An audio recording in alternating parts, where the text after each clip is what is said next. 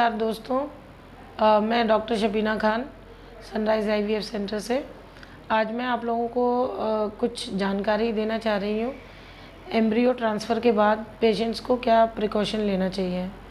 जैसे ही किसी पेशेंट का एम्ब्रियो ट्रांसफ़र होता है तो पेशेंट ये सोचता है कि अब हमारा काम ख़त्म हो गया, अब कुछ नहीं, या फिर आगे हमें क्या करना चाहिए उसके, या मरीज़ डॉक्टर ये सोचता है कि हमारा काम ख़त्म हो गया, और मरीज़ जो है उसकी टेंशन वहाँ से शुरू होती है कि हमें क्या प्रिकॉशन लेना है, कैसे करना है, क्या करना है।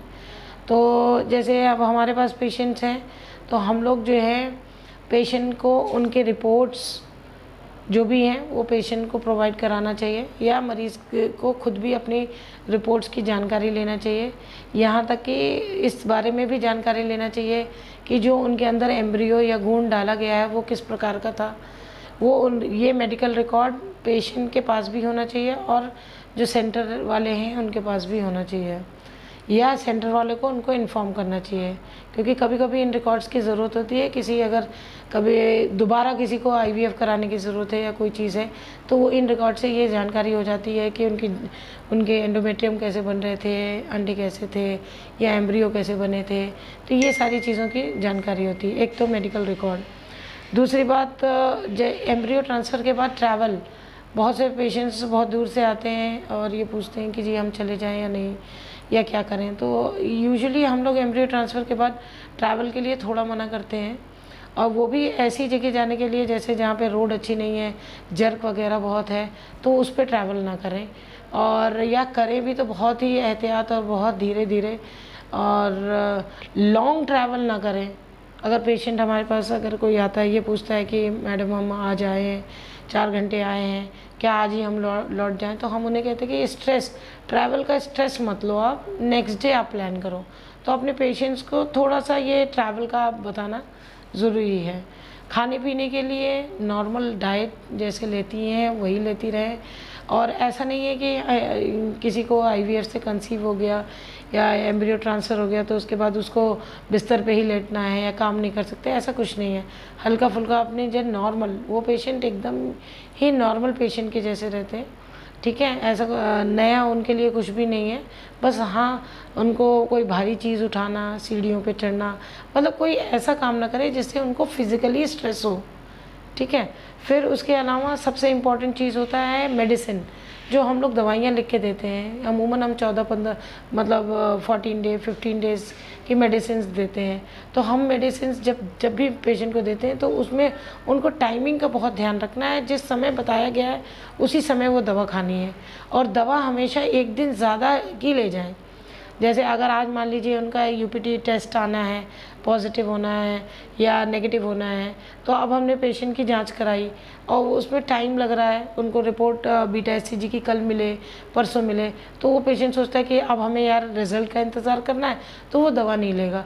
तो उस कंडीशन में फिर ब्लीड हो जाएगी पेशेंट, फिर अबॉर्शन होने के चांसेस रहते हैं। तो दवा किसी भी हाल में छूटनी नहीं चाहिए, भले चाहे हमें एक दिन की एक्स्ट्रा मेडिसिन लेनी पड़े, ठीक है। और दूसरी बात यह है कि ट्रैवल हो या जैसे रूटीनली भी हम लोग चाहते हैं कि हमारा पेशेंट जो है ना उसको इन्फेक्शन ना हो।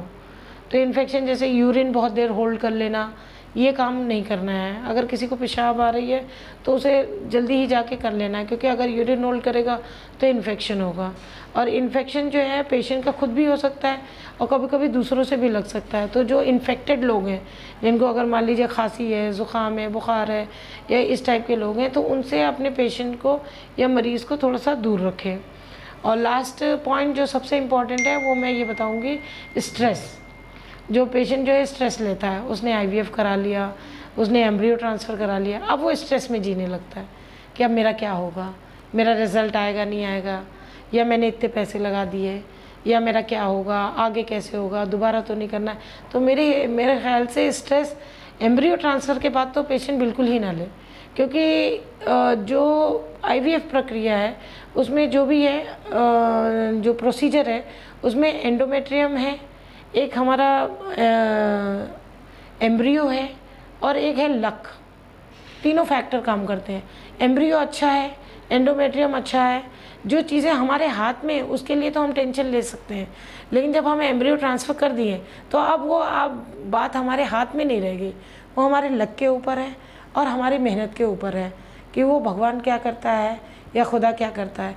ठीक है, तो उसके बाद आप टेंशन लेके करोगे क्या? आप कुछ नहीं कर सकते हो, या एक डॉक्टर भी टेंशन लेके कुछ नहीं कर सकता।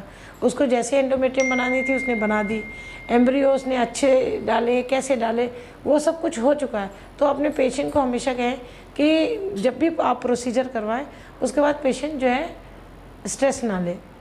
और लास्टली मैं बस इतना ही कहना चाहूँगी कि मैं आशा करती हूँ और ये सबको विशेष देती हूँ कि जो भी एम्ब्रियो ट्रांसफ़र कराए वो सबका पॉजिटिव आए, जो कि आप लोग जानते हैं कि ऐसा है नहीं।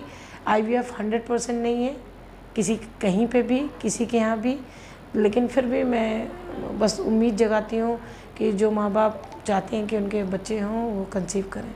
जी नमस्कार।